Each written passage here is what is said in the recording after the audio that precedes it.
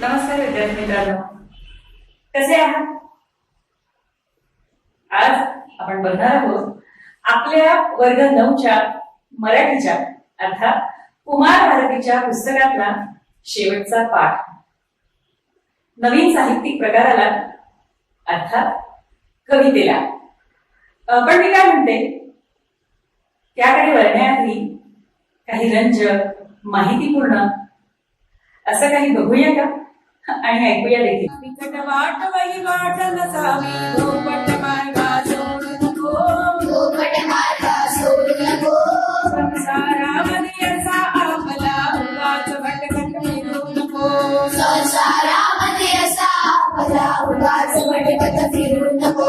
संसारामध्ये असा आपला उगाच भटकत फिरू नको. सणसालच पण धरून निघालच खोट्या बोला बोलू नको. खोट्या बोला बोलू नको. नम्रता सदा असावी, राग गुणावर धरू नको. राग गुणावर धरू नको. नासिकपणे तो शिरविजनाचा बोल आपणा देऊ नको. बोल आपणा घेऊ नको. आल्या अतिथी मुठभर द्याया, मागे पुढती पाहू नको. मागे पुढती पाहू नको. माय बापावर रसू नको. माय बापावर रुसू नको. दुर्मुखलेला असू नको. दुर्मुखलेला असू नको. व्यवहारामध्ये फसू नको. व्यवहारामध्ये फसू नको. कधी रिकामा बसू नको. कधी रिकामा बसू नको. वरी उलाढाली मलबलत्या पोटासाठी करू नको. पोटासाठी करू नको. संसारामध्ये असा आपला उगाच भटकत फिरू नको. संसारामध्ये असा आपला उगाच भटकत फिरू नको. संसारामध्ये असा आपला उगाच भटकत फिरू नको. कशी वाटली कविता? छान वाटली ना? या काव्य प्रकाराला काय म्हणतात माहिती आहे? फटका. हो, हा आहे फटका. म्हणजे जसं बालगीत, भावगीत, अंगाई, लावणी, पोवाडा, तसाच हा काव्य प्रकार फटका म्हणून ओळखला जातो. या प्रकाराचे जनक म्हणून ओळखलं जातं ते अनंत भवानी बाबा घोलप यांना. त्यांनाच अनंत खंदी या टोपण नावाने देखील ओळखलं जातं. म्हणूनच फटका हा काव्य प्रकार म्हटला की लगेच आठवतात ते अनंत खंदी, आणि अनंत खंदी म्हटले की आठवतो फटका. आपल्या मराठीच्या साहित्य प्रकारामध्ये हे जणू समीकरणच झालेलं आहे. बरं, या फटक्याचे काही वैशिष्ट्य तुम्हाला माहिती आहेत का? ठीक आहे, मी सांगते. तर विद्यार्थी मित्रांनो, समाजाला एखादी गंभीर गोष्ट कठोर भाषेत पटवून देणं किंवा सांगणं म्हणजे फटका. आणि आता थोड्या वेळापूर्वी जो फटका ऐकला ना आपण, तो एक उपदेशपर फटका आहे.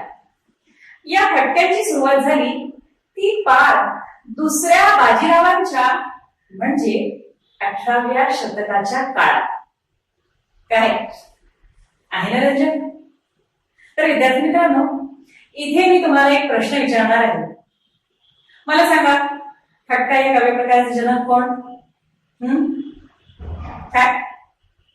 बरोबर, अनंत खंदी अर्थात संगमनेरचे अनंत भवानी बाबा घोलप. विद्यार्थी मित्रांनो, आणखी एक रचना आपण ऐकूया, चालेल ना? आपुले जगणे आपुली ओळख, उपरे अर्धे जोडू नको. उपरे अर्धे जोडू नको.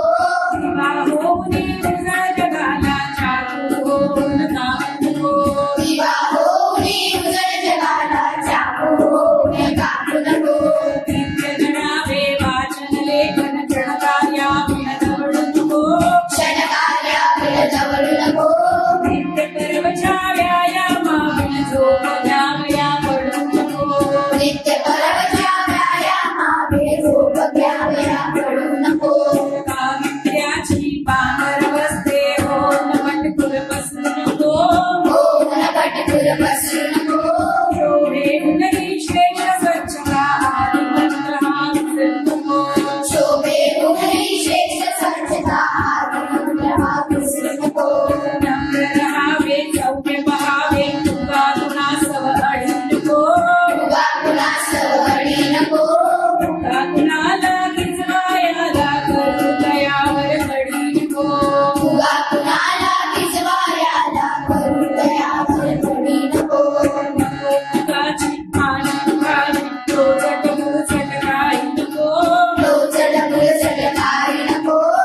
परंतु दिसता उदात काही चादर मागं मुळी नको. परंतु दिसता उदात कामे काढर माथा मुळी नको. प्रेम शक्तीने गोवर्धन तो कंस होई छळू नको. कंस होई छळू नको. नको उगाचच वाद परंतु कोणी गमगमना पडू नको. नको उगाचच वाद परंतु कोणी गमगमना पडू नको. आपल्या आपल्या दुःखासाठी नयनी अश्रू ठेवू नको. नयनी अश्रू ठेवू नको. पण दुसऱ्यास वाहो करुणा व्यर्थ कोरडा राहू नको. पण दुसऱ्यास वाहो करुणा व्यर्थ कोरडा राहू नको. नितरानी कुशाल जावे नव्या पथाला भिडू नको. नव्या पथाला भिडू नको. त्यावर श्रद्धा प्राणा आतून गेल्याने राहू नको. त्यावर श्रद्धा प्राणा देवेला राहू नको. तेथे वाटा तेथे वाटा उगा बेगरून अडू नको. उगा बेदरून अडू नको. करता हिंमत जगात हिंमत बेगरून नको. करता हिंमत जगात हिंमत बेगर कुळकुळ रडू नको. कर्तृत्वाचे घडई देऊळ कर्तव्याला भुंकू नको. कर्तव्याला भुंकू नको. माते सहमातीचे देणे पेरायाला चुकू नको. माते सहमातीचे देणे फेडायाला चुकू नको. माते सहमातीचे देणे फेडायाला चुकू नको. थोडी मोठी वाटते का कविता? काय आहे कविता म्हणाल की फटका? बरोबर, हा फटका आहे. आणि हा फटका कोणी लिहिला आहे माहितीये? सांगता येईल? थांबा, एक इशारा मी तुम्हाला देते. अगबाई धगबाई अगबाई धगबाई लागली पण धगाला उन्हाची रेवडी झाड. थोडी ना थोडकी लागली फार.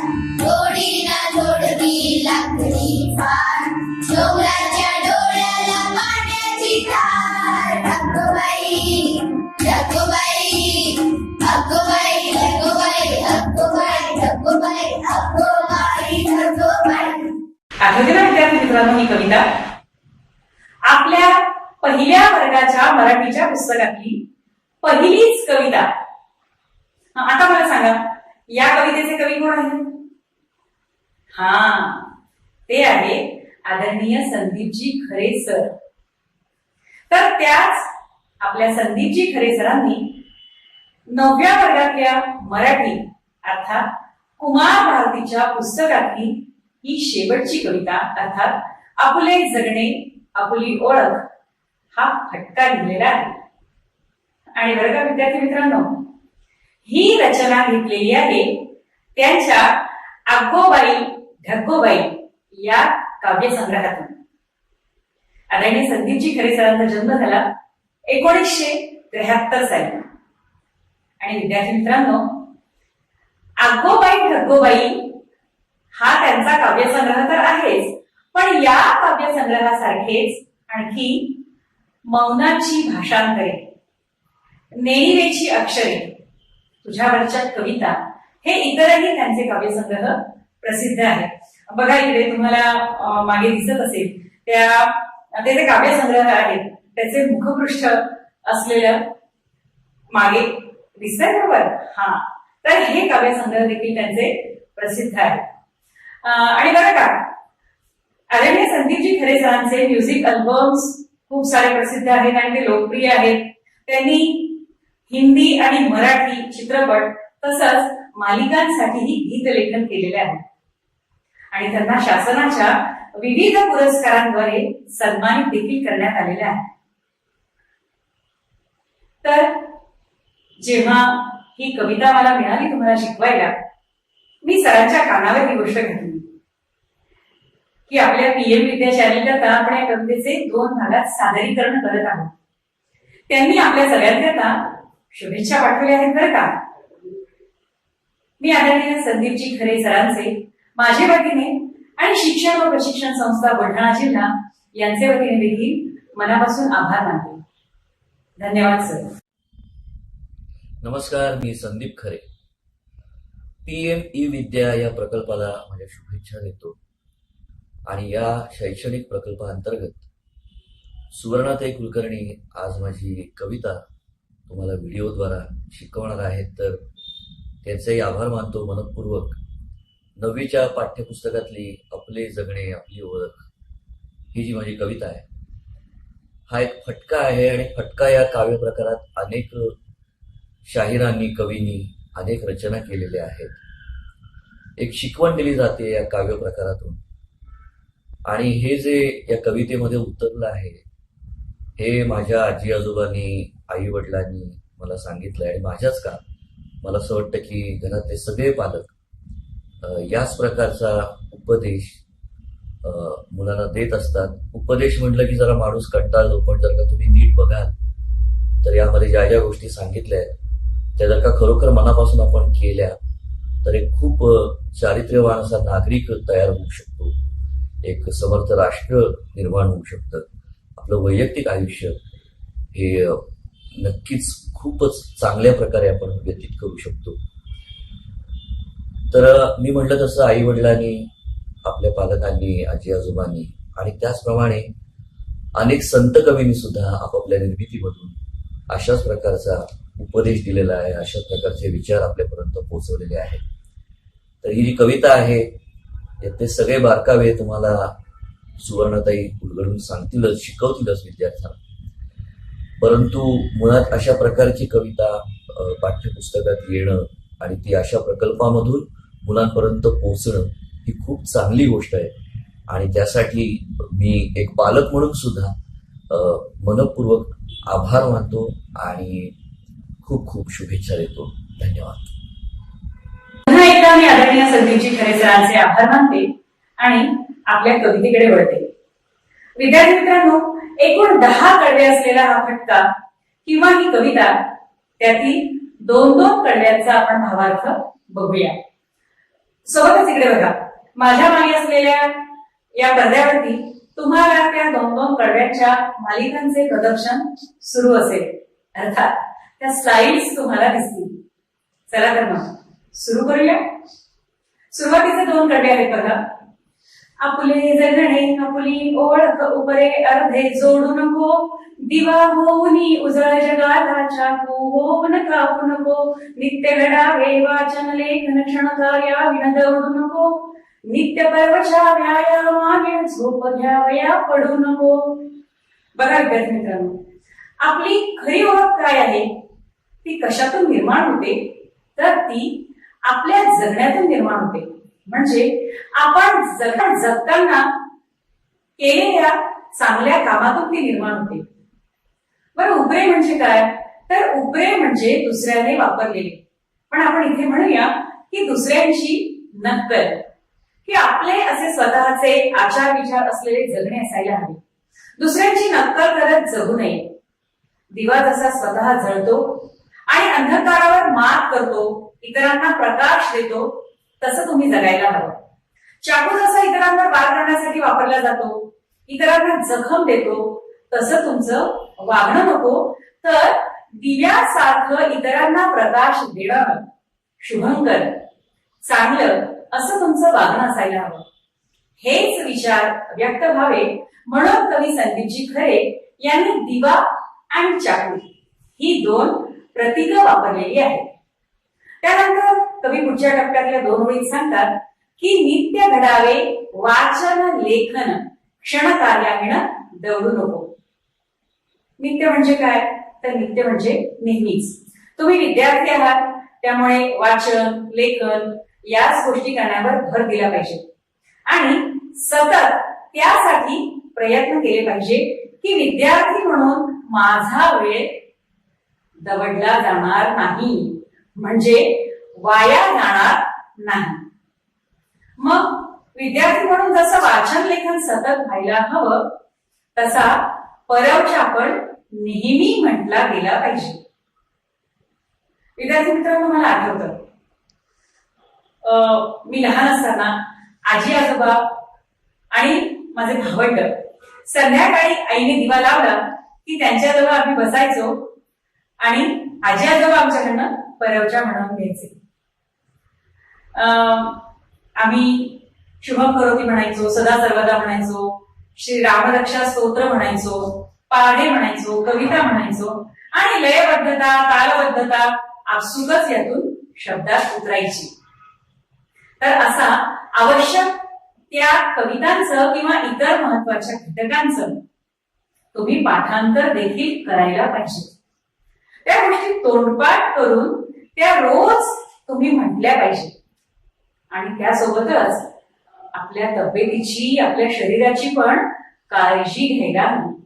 मग ती काळजी कशी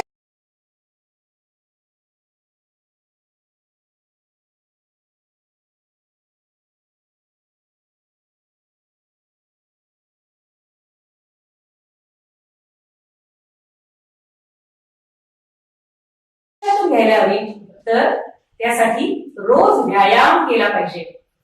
बरं का विद्यार्थी मित्रांनो, जितकी झोप शरीराला महत्वाची, निरोगी राहण्यासाठी महत्वाची, तितकाच शरीराला निरोगी राहण्यासाठी व्यायाम महत्वाचा. काय आलं ना लक्षात? आपण आता बोलूया पुढच्या दोन कडव्यांकडे. पुढच्या कडव्यांमध्ये काय म्हणतात कवी? पावित्र्याची पांघर वस्त्रे होऊन पटकुर पसरू नको, शोभेऊनही श्रेष्ठ स्वच्छता आदी मंत्र हा विसरू नको, नम्र रहावे सौम्य पहावे उगा कुणास्तव ओढी नको, उगा कुणाला खिजवायला करू तयावर कडी नको. विद्यार्थी मित्रांनो, आदरणीय कवी महोदय पुढे म्हणतात की तुम्ही पावित्र्याचा, सत्यम शिवम याचा स्वीकार करा, अंगीकार करा. तुमच्या मनाचे पावित्र्य असायला हवे आणि जितकी सहज आपण वस्त्रे पांघरतो म्हणजे रोज कपडे घालतो, तितकंच सहज मनापासून पावित्र्य स्वीकारायला हवं आणि तेच योग्य आहे. तुम्ही पटकूर होऊन जगू नका. पटकूर म्हणजे काय?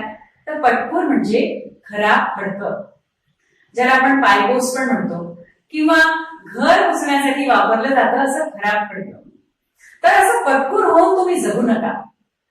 म्हणजे स्वतःच्या मनाचे खराब फडक्यासारखे पावित्र्य नष्ट होऊ देऊ नका. फक्त दिखावा म्हणून वरवर चांगले दिसण्याचा अट्टहास करू नका, तर स्वच्छतेचा स्वीकार करा. आपली जागा, आपलं घर, आपला वर्ग, आपली शाळा, आपली गल्ली, आपलं गाव कसं स्वच्छ राहील तसा प्रयत्न तुम्ही करायला हवा. आणि प्रयत्नच नाही तर ती स्वच्छता आदी मंत्रासारखी अंगीकारायला हवी. आणि पुढे आपल्याला कवी महोदय सांगतात की तुमच्या इतरांशी वागताना नम्रता असायला हवी. आणि काय म्हणतात आणखी? आणि म्हणतात की आपलं वागणं जे आहे ना ते दुसऱ्याला त्रास देणारं असायला नको, तसं नसावं. कोणाविषयी आपल्या मनात अडी असायला नको, म्हणजे कोणाविषयी राग तुमच्या मनात असायला नको. आणि बरं का विद्यार्थी मित्रांनो, उगाचच कोणाला चिडवायचं आहे, खिजवायचं आहे म्हणून त्याच्याशी खोटं बोलायचं किंवा चुकीच्या मार्गाने त्याला तुम्ही कसे त्याच्यापेक्षा हुशार आहात हे पटवायचा प्रयत्न करायचा, तर असं काहीही करू नका. म्हणजे तिसऱ्या आणि चौथ्या कडव्यात कवी आपल्याला पावित्र्याचा, स्वच्छतेचा, नम्रपणाचा, सच्चेपणाने वागण्याचा संदेश देतात. त्याचं महत्व आपल्याला पटवून देतात. वळायचे यानंतरच्या पुढच्या दोन कडव्यांकडे. पुढचे दोन कडवे आहेत. नको बुकाची हाजी हाजी लोचट बुरचट काही नको, परंतु दिसता उदात्त काही काठर माथा मुळी नको, पेल शक्तीने गोवर्धन तू कंस होऊनी चढू नको, नको उगाच वाद परंतु कोणी धमकवता पळू नको. विद्यार्थी मित्रांनो, पूर्वी नवाब राजे रजवाडे असायचे आणि त्यांच्या हिमतीला असलेले काही खुशमस्करे, आजच्या भाषेत सांगायचं म्हणजे चमचे. तर ते चमचे असायचे, ते सतत त्यांच्या मालकांनी काहीही म्हटलं की हाजी हाजी असं करायचे, कशालाच नाही म्हणायचे नाही. आणि त्यांच्या त्या खुशमस्करेपणा करता त्यांचे वरिष्ठ त्यांना बक्षीस द्यायचे. त्यावरून हाजी हाजी करणे हा वाक्प्रचार रूढ झाला. तर तुम्ही विद्यार्थी म्हणून जगताना अशी कुणाचीच उगच हाजी हाजी करू नका. तर तुमच्या वागण्यातल्या सच्चेपणाने, तुमच्या चांगल्या कृतींनी तुमच्या शिक्षकांचा, वरिष्ठांचा विश्वास जिंका. त्या हाजी हाजीला लोचटपणा असंही म्हटलं जातं. आणि बघा, आणखी एक शब्द आला आहे, बुळचट. म्हणजे ज्याला आपण बावळटपणा म्हणूया. तर असे हाजी हाजी, लोचटपणा यातून तुमचा बावळटपणा दाखवून देऊ नका. आणि बरं का विद्यार्थी मित्रांनो, तुम्हाला जर काही उदात्त म्हणजे भव्य दिव्य असं जर कोणाचं कार्य दिसलं, जाणवलं, तर तिथे तुमचा माथा ताठर ठेवू नका. याचा अर्थ काय की त्या भव्य दिव्यापुढे नतमस्तक व्हा, तिथे तुमचा माथा झुकवा. आणि याच्या पुढच्या कडव्यामध्ये कवी म्हणतात की पेल शक्तीने गोवर्धन. विद्यार्थी मित्रांनो, आपल्याला माहिती आहे महाभारतातली गोष्ट. एकदा इंद्रदेव कोपले आणि मुसळधार पाऊस सुरू झाला. भगवान श्रीकृष्णांनी आपल्या करंगळीवर गोवर्धन पर्वत उचलला आणि सर्व ब्रिजवासी त्या पर्वताखाली उभे राहिले. भगवान श्रीकृष्णांनी गोवर्धन पर्वताचे छत्र सर्व ब्रिजवासियांच्या डोक्यावर धरले. त्यांचे मुसळधार पावसाच्या आपत्तीपासून रक्षण केले. विद्यार्थी मित्रांनो, गोवर्धन पर्वत उचलणे तशी अतिशय असाध्य गोष्ट, पण ती भगवान श्रीकृष्णांनी केली. म्हणून असाधारण गोष्ट करणे म्हणजे गोवर्धन पर्वत उचलण्यासारखेच. की काहीतरी असाधारण गोष्ट साध्य करण्याचा भगवान श्रीकृष्णांनी गोवर्धन उचलला होता तसाच प्रयत्न करायला हवा. भगवान श्रीकृष्णांचे मामा म्हणजे कंस मामा, महाभारतातले जणू खलनायकच. त्यांनी सतत भगवान श्रीकृष्णांचे वाईट करण्याचा प्रयत्न केला, त्यांना त्रास दिला. तर तसं कोणाचंच वाईट करायला, कोणाचा छळ तुम्ही करायला जाऊ नका. कोणाशी उगाच वाद घालू नका, किंवा कोणी उगाच धमकी दिली तर पळूनही जाऊ नका. धाडसाने त्याला सामोरे जा. यानंतरची पुन्हा 2 कडवी आपण बघूया. आपुल्या आपुल्या दुःखासाठी नयनी अश्रू ठेवू नको, पण दुसऱ्या सववा हो करुणा व्यर्थ कोरडा राहू नको. तुडवीत राहे खुशाल जावे, नव्या पथाला भिवू नको. ज्यावर श्रद्धा प्राणा आतून ते केल्या विन राहू नको. आपुल्या आपुल्या दुःखासाठी नयनी अश्रू ठेवू नको. म्हणजे सतत आपल्याला असलेलं दुःख लोकांना आपल्या डोळ्यात पाणी आणून आणून दाखवत फिरू नको, पण इतरांच्या दुःखाविषयी मात्र करुणा म्हणजे दया ठेव. तिथे तुझ्या भावनांचा ओलावा असू दे, म्हणजे त्याला मदत कर, त्याच्या दुःखात सामील हो. अशा व्यक्तीला व्यर्थ म्हणजे उगाच कोरडा राहू नको, म्हणजे अशा व्यक्ती करता उगाच तुझं पोतं वाट ठेवू नको, तर त्यांना आपल्या भावनांचा ओलावा द्यायला हवा. यानंतरच्या कडव्यांची ओळख अत्यंत प्रेरणादायी आहे. तुडवीत राहे खुशाल जावे, नव्या पथाला भिवू नको. विद्यार्थी मित्रांनो, अजूनही सृष्टीतली कितीतरी गुपित उलगडायची बाकी आहे. म्हणजे कितीतरी राणी, कितीतरी पद अजून कोणीही त्यावर चाललेलंच नाही. तुम्ही ती सृष्टीची गुपित उलगडण्यासाठी नवं संशोधन करून बघायला हवं. त्या संशोधनाच्या नव्या पथावर जायला तुम्हाला भीती वाटायला नको. आणि ज्यावर श्रद्धा प्राणा आतून, म्हणजे कितीतरी गोष्टी अशा आहेत ज्या आपल्याला प्राधान्याने कराव्याशा वाटतात आणि त्या केल्याने आपल्या माणसांचं, आपल्या समाजाचं भलं होईल असं वाटतं, ते मात्र आपण केलंच पाहिजे. ते केल्याशिवाय आपण राहू नये.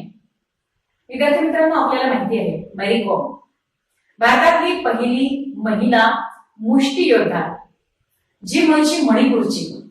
तिच्याकडे कुठलेही खेळाचे साहित्य नव्हते, तरीही आपल्या धाडसी आणि निश्चयी स्वभावाने, कठीण परिश्रमाने ती ऑलिम्पिक मध्ये मेडल जिंकणारी भारतातली पहिली महिला मुष्टियोद्धा ठरली.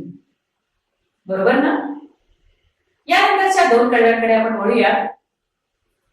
विद्यार्थी मित्रांनो, बघा, फट्ट्याच्या शेवटच्या 2 कडव्यांमध्ये कवी महोदय म्हणतात, जेथे वाटा तेथे काटा, उगा भेदून अडू नको, करता हिम्मत जगात किंमत, भेकड गुळमुळ रडू नको, कर्तृत्वाचे घडवी वेरूळ, कर्तव्याला मुकू नको, मातेसह मातीचे देणे फेडायला विसरू नको. कवी महोदय म्हणतात की कर्तृत्वाचे घडवी वेरूळ. आपल्याला सगळ्यांना वेरूळच्या जगप्रसिद्ध लेण्या माहीत आहेत. त्यातील दगडांवर, पर्वतांवर केलेल्या कोरीव कामाची आज हजारो वर्षांनंतरही आपल्या मनाला भुरळ पडल्याशिवाय राहत नाही. अत्यंत मेहनतीने ज्या काळात छिद्र पाडण्याच्या मशीन, ज्याला आपण ड्रिलिंग मशीन म्हणतो, त्यानंतर कोरीव काम करण्याच्या मशीन, ज्याला आपण कार्विंग मशीन्स म्हणतो, असं काहीही नव्हतं. केवळ चिनी आणि हातोड्याच्या मदतीने त्या काळातल्या शिल्पकारांनी एवढ्या सुंदर शाश्वत लेण्यांची निर्मिती केलेली आहे. तर तुमचं कर्तृत्व पण तसंच असायला हवं. जणू तुमच्या कर्तृत्वाचं वेरूळासारखं अप्रतिम शिल्प उभं राहील. आणि असं शिल्प उभं करताना आपण कर्तव्याला पण मुकायला नको, बरं का? म्हणजे आपण आपली कर्तव्य जी आहे ती नाकारायला नको. आणि या सर्वातून आपल्या आईने आपल्याला जन्म दिला, आपलं पालन पोषण केलं, तिचं देणं आपण कशानेच फेडू शकत नाही. तसंच विद्यार्थी मित्रांनो, माती म्हणजे आपला भारत देश, ज्याचे नागरिक म्हणून आपण जगात अभिमानाने मिरवतो, त्या भूमीने, त्या मातीने आपल्याला जाज्वल्य अभिमान दिला आहे. तिचेही आपल्या आई इतकेच आपल्यावर उपकार आहेत. म्हणतात ना, जननी जन्मभूमीश्च स्वर्गादपि गरीयसी. एक जन्म देणारी आई आणि दुसरी आपली भारत माता, आपली जन्मभूमी, दोघेही स्वर्गाहून श्रेष्ठ आहेत. तेव्हा त्यांचे ऋण फेडण्याचा प्रयत्न करावा, म्हणजे त्यांचे नाव माझ्यामुळे जगात कसे उज्ज्वल होईल असा प्रयत्न करायला हवा. अगदी शब्द, ओळ आणि ओळ, संदर्भ, प्रसंग, काही दाखले या सर्वांच्या मदतीने आपण आपले जगणे, आपली ओळख ही कविता आजच्या भागात पाहिली. विद्यार्थी मित्रांनो, आपण उद्या पुन्हा भेटणारच आहोत. आता या कवितेवरती असणाऱ्या भाषिक कौशल्यांच्या कृती बघण्याकरता म्हणून तुम्ही जे चलचित्र व्हिडिओ बघितले कवितांचे, त्यानंतर गाण्यांचे, त्यासाठी माझ्या शाळेतले संगीत शिक्षक आदरणीय पंकज रसाळ सर आणि त्यांचा चमू, ज्यात तब्बलजी होता छोटासा प्रसाद जोशी, हार्मोनियम ज्याने वाजवली तो प्रज्वल चेके, यांचे मी मनपूर्वक आभार मानते आणि आजच्या तासिकेत इथे थांबते. या कवितेचं भाषिक सौंदर्य अनुभवण्यासाठी. तोपर्यंत नमस्कार.